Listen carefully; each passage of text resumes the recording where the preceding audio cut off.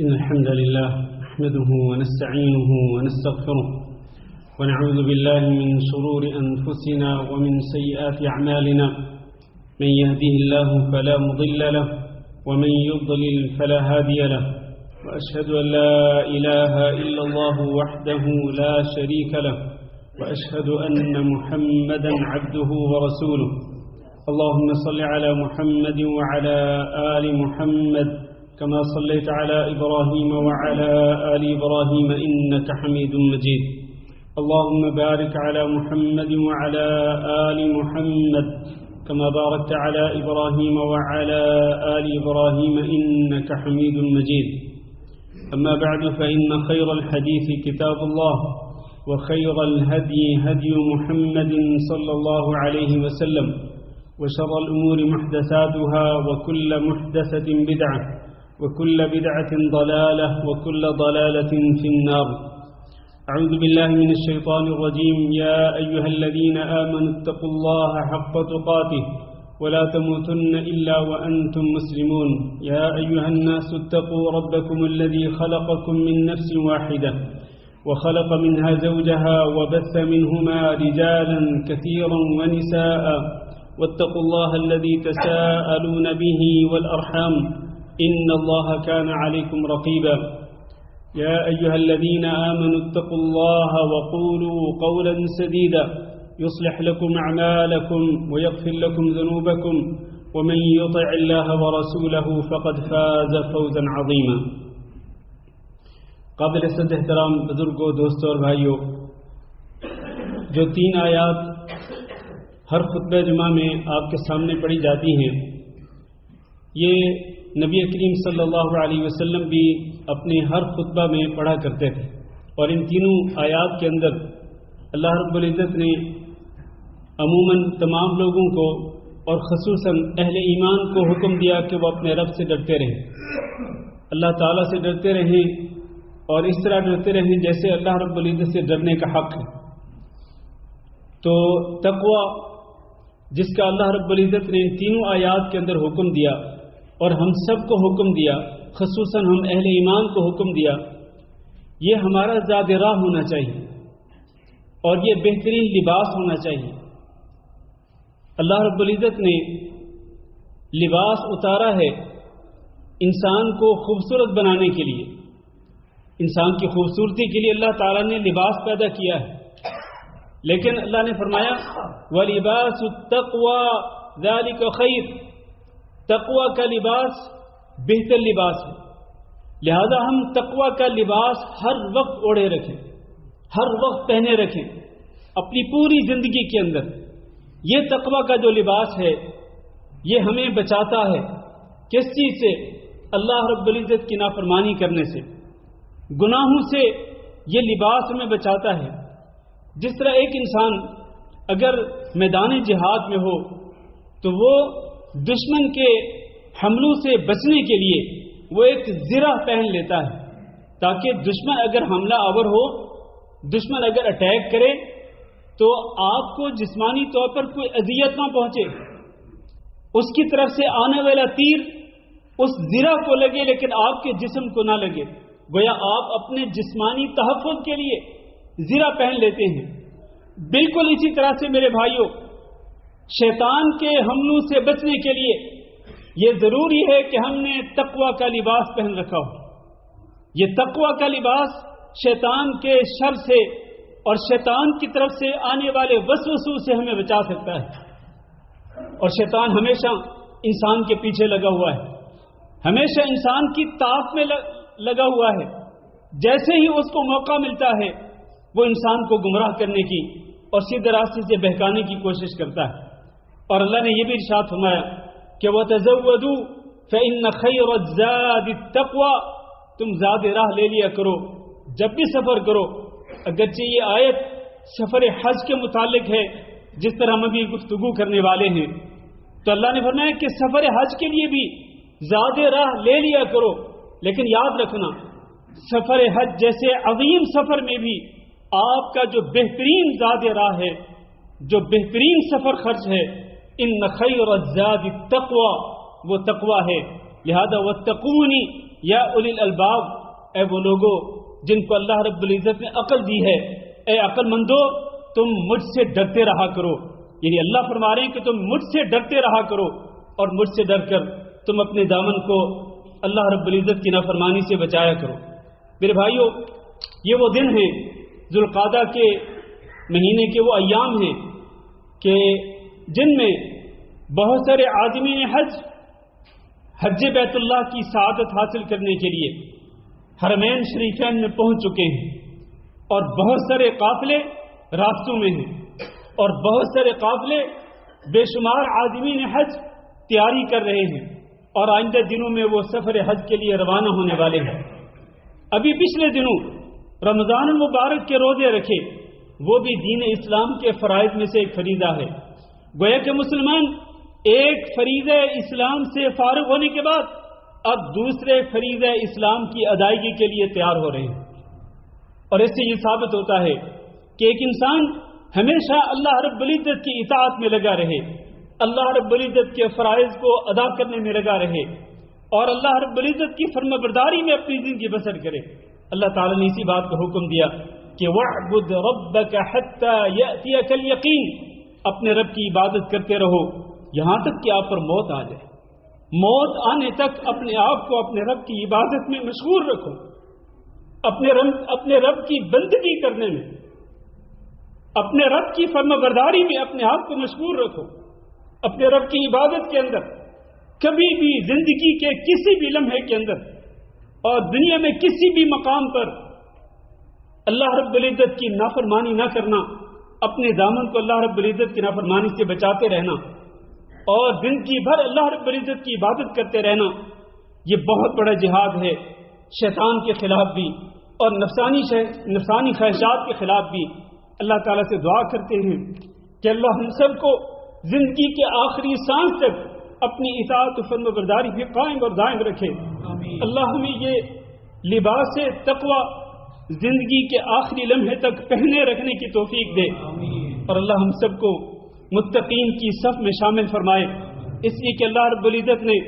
جنات اور جنات کی جو نعمتیں ہیں وہ ساری کی ساری اللہ رب العزت نے اپنے متقین بندوں کے لیے، پرہیزگار بندوں کے لیے تیار کی ہیں. اللہ ہم سب کو ان میں شامل فرمائے. عزیز بھائیوں، یہ حج بیت اللہ دین اسلام کے فرائض میں سے ایک فریضہ ہے. اللہ تعالیٰ نے قرآن مجید میں ارشاد فرمایا وَلِلَّهِ عَلَى النَّاسِ حِجُّ الْبَيْتِ مَنِ اسْتَطَاعَ إِلَيْهِ سَبِيلًا. اللہ کے لوگوں پر حق ہے کہ وہ بیت اللہ کا حج کریں، لیکن کن لوگوں پہ اللہ کا یہ حق ہے اور کن لوگوں پہ یہ حج فرض ہوتا ہے؟ لِمَنِ اسْتَطَاعَ إِلَيْهِ سَبِيلًا، جو اس کی طرف جانے کی استطاعت رکھتا ہو، مالی طور پر بھی استطاعت رکھتا ہو اور جسمانی اور بدنی طور پر بھی وہ استطاعت رکھتا ہو، تو اس کے لیے اس پر اللہ رب العزت کا فرض ہے کہ وہ بیت اللہ کا حج کرے. اور نبی کریم صلی اللہ علیہ وسلم نے دین اسلام کے جو ارکان ہیں ان میں حج بیت اللہ کو بھی ذکر فرمایا، اور آپ صلی اللہ علیہ وسلم نے فرمایا ان اللہ کتب علیکم الحج فحجوا، اللہ تعالیٰ نے تم پر حج فرض کیا ہے لہذا تم حج ضرور کر لو. ایک شخص نے پوچھا اللہ کے رسول کیا ہر سال فرض ہے؟ آپ صلی اللہ علیہ وسلم خاموش رہے. اس نے پھر دوبارہ یہی سوال کیا، آپ خاموش رہے. اس نے پھر تیسری بار یہ سوال کیا، آپ پھر بھی خاموش رہے. اور آپ نے فرمایا کہ اگر میں ہاں کہہ دیتا اس شخص کے جواب میں تو یہ حج واجب ہو جاتا ہر سال، اور اگر یہ ہر سال حج واجب ہو جاتا تو تم اس کی استطاعت نہ رکھتے. تو زندگی میں ایک مرتبہ یہ حج بیت اللہ کا فریضہ ادا کرنا یہ ضروری ہے ہر اس شخص کے لیے جو اس کی استطاعت رکھتا ہو. اور پھر اس کے فضائل جو ہیں، فضائل کا کیا کہنا، کتنے فضائل ہیں جو اس مختصر سے خطبے کے اندر بیان نہیں کیے جا سکتے. نبی کریم صلی اللہ علیہ وسلم نے فرمایا الحج ان الحج یہدم ما کان قبلہ، حج جو ہے یہ پچھلے تمام کے تمام گناہوں کو معاف کر دیتا ہے. الحج المبرور لیس له جزاء الا الجنہ، حج مبرور اس کا بدلہ اللہ رب العزت کے ہاں جنت ہی ہے. اور حج مبرور کون سا حج ہوتا ہے؟ جو خالصتاً اللہ رب العزت کی رضا کے لیے کیا جائے اور رسول اکرم صلی اللہ علیہ وسلم کی سنت کے مطابق کیا جائے، اور جس حج کے اندر انسان اپنے دامن کو اللہ رب العزت کی نافرمانی سے بچاتا رہے وہ حج مبرور ہوتا ہے اور اس کا بدلہ اللہ رب العزت کے ہاں جنت کے سوا کوئی نہیں. جنت پچھلے تمام گناہوں کی، یہ حج ہے، یہ جنت، یہ حج ہے، یہ پچھلے تمام گناہوں کی مغفرت کا ذریعہ بنتا ہے. اور نبی کریم صلی اللہ علیہ وسلم نے فرمایا تابعوا بین الحج والعمرہ، تم حج و عمرہ لگاتار کرتے رہا کرو، برابر تم یہ کرتے رہا کرو. کئی لوگ یہ سمجھتے ہیں ایک عمرہ کر لیا کافی ہے، حج کر لیا کافی، حالانکہ وہ اس سے زیادہ استطاعت بھی رکھتے ہیں، بار بار عمرہ کرنے کی استطاعت رکھتے ہیں، بار بار حج پہ جانے کی استطاعت رکھتے ہیں، لیکن کہتے ہیں ہم نے فرض ادا کر لیا بس یہ کافی ہے. بلکہ آج کل کئی لوگ یہ شبہ بھی پھیلاتے ہیں، کہتے ہیں کہ نفلی حج اور نفلی عمرہ کرنے سے بہتر یہ ہے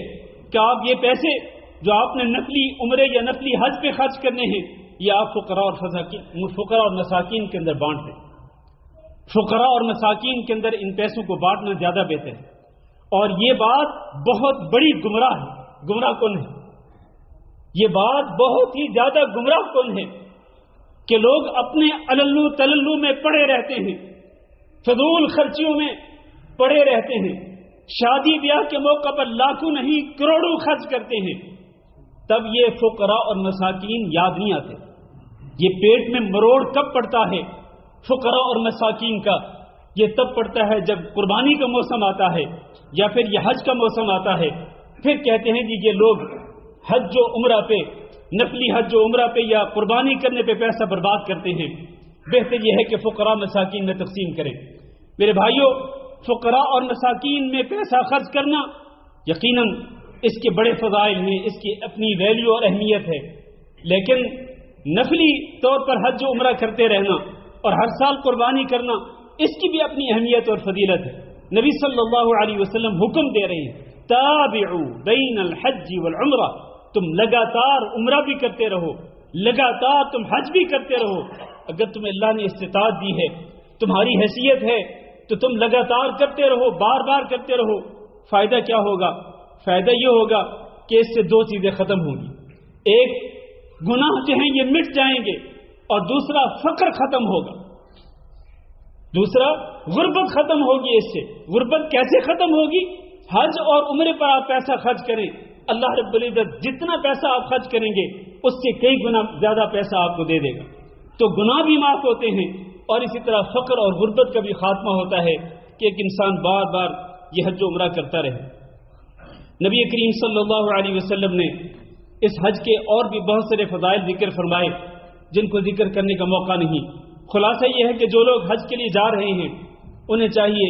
کہ وہ اپنے اس عظیم اور بابرکت سفر کی ابتدا توبہ کے ساتھ کریں، سچی توبہ کر کے تمام گناہوں پر اللہ رب العزت سے معافی مانگ کر وہ اپنے اس عظیم سفر کی ابتدا کریں. اور دوسرا یہ ہے کہ ان پر اگر لوگوں کے حقوق ہوں، ان کے ذمے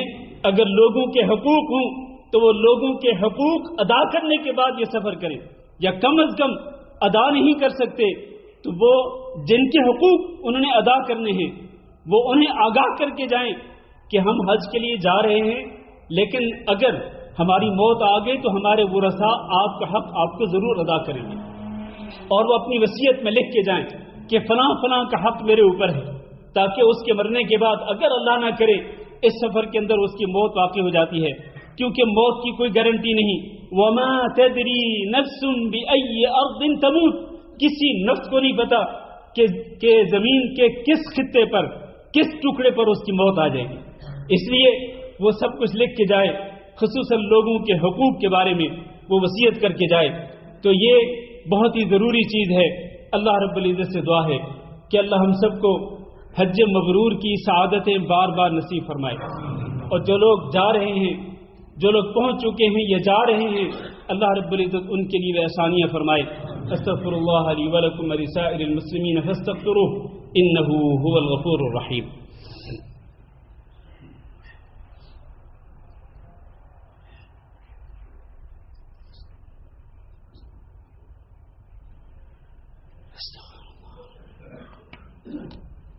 إن الحمد لله نحمده ونستعينه ونستغفره ونعوذ بالله من شرور أنفسنا ومن سيئات أعمالنا من يهده الله فلا مضل له ومن يضلل فلا هادي له وأشهد أن لا إله إلا الله وحده لا شريك له وأشهد أن محمدا عبده ورسوله اللهم صل على محمد وعلى آل محمد كما صليت على إبراهيم وعلى آل إبراهيم إنك حميد مجيد اللهم بارك على محمد وعلى آل محمد كما باركت على إبراهيم وعلى آل إبراهيم إنك حميد مجيد أما بعد عزیز بھائیو اور دوستو، نبی کریم صلی اللہ علیہ وسلم کا فرمان ہے کہ تعجلوا الی الحج، حج بیت اللہ کی ادائیگی کے لیے جلدی کرو، فإن أحدكم لا يدري ما يعرض له، اس لیے کہ تم میں سے کسی کو نہیں پتا کہ کل اس کے حالات کیا ہوں گے۔ اس لیے حج کی تاخیر میں یا حج کی ادائیگی میں انسان کو تاخیر نہیں کرنی چاہیے، اور حج کی ادائیگی میں انسان کو بہانے نہیں ڈھونڈنے چاہیے کہ ہر سال حج کے موقع پر انسان کبھی کوئی بہانہ ڈھونڈتا ہے، کبھی کوئی بہانہ ڈھونڈتا ہے کہ پہلے یہ کام کر لوں، پھر وہ کام کر لوں، پھر وہ کام کر لوں، آخر میں جا کے حج کر لوں۔ حالانکہ یہ فریضہ اسلام ہے، اسلام کے بنیادی ارکان میں سے ستونوں میں سے ایک ستون ہے، لہذا اس کو ادا کرنا چاہیے، اور اسلام کے اس بلڈنگ کو، اس عمارت کو جتنا جلدی ہو سکے کمپلیٹ کر لینا چاہیے، کیونکہ کل کے حالات کا کچھ بھی پتہ نہیں ہے۔ تو انسان کو بہانے تراشنے کی بجائے اس فریضہ اسلام کی ادائیگی میں جلدی کرنی چاہیے۔ یہ نبی صلی اللہ علیہ وسلم کا حکم ہے، اور اس میں کسی بھی طریقے سے تاخیر نہیں کرنی چاہیے۔ اب جو لوگ اس سال نہیں جا رہے ہیں انہیں میں نصیحت کرتا ہوں کہ وہ ابھی سے وہ پلاننگ کریں، ابھی سے وہ پختہ عزم کریں کہ اگلے سال اگر اللہ نے ہمیں استطاعت دی تو ہم سب سے پہلے فریضہ اسلام کو ادا کریں گے، حج کی ادائیگی کریں گے، اور پھر ابھی سے پلاننگ کرنا شروع کر دیں، سیونگ کرنا شروع کر دیں، حج کے لیے پیسہ بچاتے رہیں تاکہ جب حج کے لیے رجسٹریشن ہو اس وقت آپ کے پاس اتنا بیلنس موجود ہو کہ جس کے ساتھ آپ رجسٹریشن کر سکیں۔ تو اس لیے ابھی سے پلاننگ کرنی چاہیے۔ اللہ تعالیٰ سے دعا کرتے ہیں کہ اللہ ہم سب کو اس کی توفیق دے۔ اللهم اغفر لنا وللمؤمنين والمؤمنات وللمسلمين والمسلمات الأحياء منهم والأموات اللهم إنا نسألك العفو والعافية والمعافاة الدائمة في الدنيا والآخرة اللهم إنا نسألك رضاك والجنة ونعوذ بك من سخطك والنار اللهم فرج هم المهمومين ونفس كرب المكروبين وقض الدين عن المدينين واشف مرضانا ومرضى المسلمين اللهم اشف مرضانا ومرضى المسلمين اللهم آمنا في أوطاننا واجعل هذا البلد آمنا مطمئنا وسائر بلاد المسلمين عباد الله إن الله يأمر بالعدل والإحسان وإيتاء ذي القربى وينهى عن الفحشاء والمنكر والبغي